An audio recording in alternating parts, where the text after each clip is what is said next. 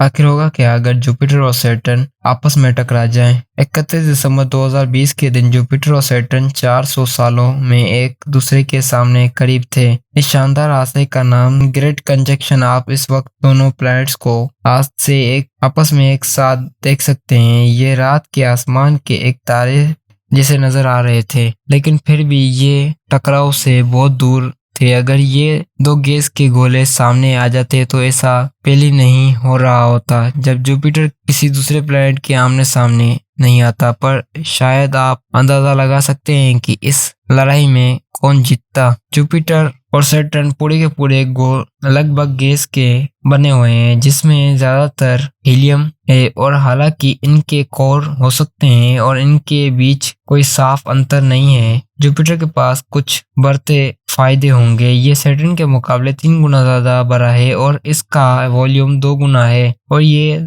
ज्यादातर आगे बढ़ता है। जुपिटर के घूमने की रफ्तार 13 किलोमीटर पर सेकंड तक पहुंच सकती है, वहीं सैटर्न 10 किलोमीटर पर सेकंड से घूमता है। लेकिन सैटर्न इस लड़ाई में नया खिलाड़ी आएगा। इसके रिंग्स के बीच 125 चांद और छोटे चांद है। अगर ये प्लैनेट पास आते हैं तो जुपिटर के तेज ग्रेविटेशनल पुल की वजह से चांद, मून के पत्थर और बर्फ बढ़ती रफ्तार से इसकी तरफ जाने लगेगी। इनमें से कुछ पूरी तरह से बिखर जाएंगे।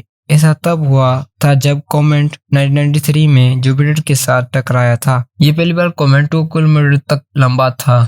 जुपिटर की ग्रेविटी ने इसे टुकड़ों में बिखेर दिया था, और वो जुपिटर के साथ 30 करोड़ एटॉमिक बम के पावर से जुपिटर के साथ टकराया, और इसकी वजह से जुपिटर का टेम्परेचर बढ़कर लगभग 40,000 सेंटीग्रेड जितना हो गया था। सैटर्न का सबसे बड़ा चांद टाइटन इस कॉमेट से 2000 गुना ज्यादा बड़ा है, तो सिर्फ इसका ही जुपिटर से टकराव का फोर्स भयानक होगा। अगर जुपिटर और सैटर्न आपस में टकरा जाते हैं तो ये एक दूसरे में मिलने लगेंगे। इनके एटमॉस्फेयर आपस में मिक्स होने लगेंगे, जिसकी वजह से इन दोनों के ऊपर वाली लेयर का टेम्परेचर बढ़ जाएगा। ये इतना गर्म हो जाएगा आखिरकार जुपिटर सैटर्न को सोख लेगा। क्या इसकी ज्यादातर हिस्से को चाइनीज साइंटिस्टों ने इस हालात का एक मॉडल तैयार किया जब 4.5 अरब साल पहले अर्थ से एक भारी प्लैनेट जुपिटर के साथ टकराया था। इसके अटैक में इतनी ताकत थी कि इसकी वजह से इस जुपिटर का कोर तबाह हो गया। लेकिन अगर जुपिटर सैटर्न के साथ टकरा जाता है तो ये इवेंट